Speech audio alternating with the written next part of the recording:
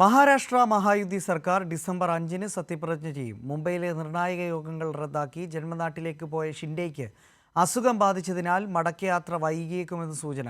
ഇതോടെ മുംബൈയിലെ ചർച്ചകൾ വഴിമുട്ടിയ നിലയിലാണ്.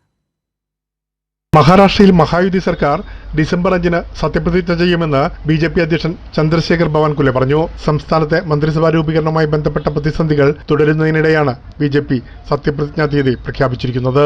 ഡിസംബർ 5-ാം തീയതി വൈകിട്ട് 5 മണിക്ക് മുംബൈയിലെ ആസാദ് മൈതാനത്താണ് ചടങ്ങ്. സത്യപ്രതിജ്ഞാ ചടങ്ങ് പ്രഖ്യാപിച്ചെങ്കിലും മുഖ്യമന്ത്രി ആരായിരിക്കുമെന്നതിനെക്കുറിച്ച് ഇനിയും വ്യക്തതയില്ല.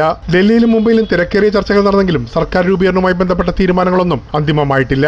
മുഖ്യമന്ത്രി സ്ഥാനത്തേക്ക് ദേവേന്ദ്ര ഫഡ്നാവിസിന്റെ പേരാണ് നിലവിൽ ഉയർന്നു കേൾക്കുന്നത്.